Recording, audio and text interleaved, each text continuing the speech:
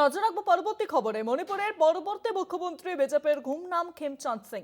বিজেপির পরিষদীয় দলের নেতা নির্বাচিত হয়েছেন তিনি। 13ই ফেব্রুয়ারি মণিপুরে শেষ হচ্ছে রাষ্ট্রপতির শাসনের মেয়াদ এবং তারপরে রাজ্যের দায়িত্ব নেবেন ঘুমনাম খেমচাঁদ সিং।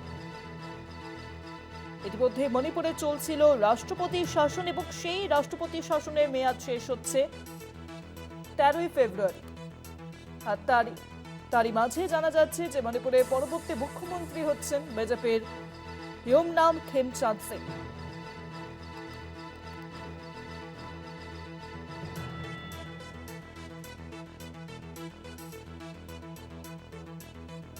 আরো জানাবেন এই বিষয়ে ফোন লাইনের সঙ্গে রয়েছেন প্রতিনিধি অঙ্কুর ভট্টাচার্য। অঙ্কুরদা, অবশেষে মণিপুরের পরবর্তী মুখ্যমন্ত্রী কে হতে চলেছেন তা নির্বাচিত হয়ে গেল।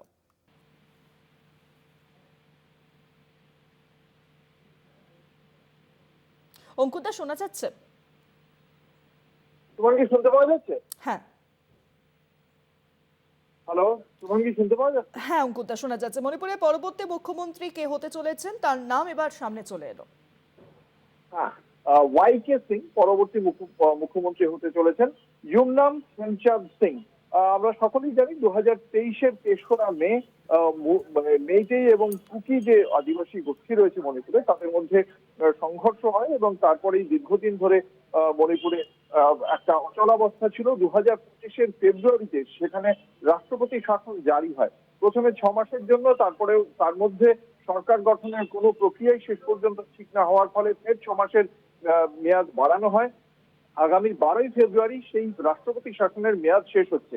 তার আগেই কেন্দ্রীয় সরকারের পক্ষ থেকে, শাসক দল বিজেপির পক্ষ থেকে, যেহেতু মণিপুরের 60 আসনের যে বিধানসভা রয়েছে, সেই 60 আসনের বিধানসভায় সংখ্যাগরিষ্ঠ দল হচ্ছে ভারতীয় জনতা পার্টি।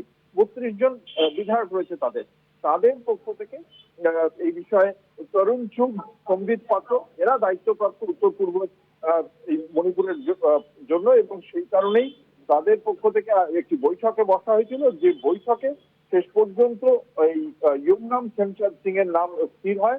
এন বীরেন সিং এর আগে মুখ্যমন্ত্রী ছিলেন, কিন্তু তার নেতৃত্ব মেনে নিতে চাইছিলেন না কুকিরা। কুকিজ কমিউনিটি এখনো পর্যন্ত বারংবার তারা দাবি করে এসেছেন তাদের জন্য একটা স্বশাসিত অঞ্চল দিতে হবে। সেখানে শেষ পর্যন্ত এই ইউমনাম খেমচাঁদ সিং এর আন্ডারে তারা কতটা থাকবেন সেটা সময় বলবে। খুব শীঘ্রই তার শপথ গ্রহণের তারিখ ঘোষণা করা হবে।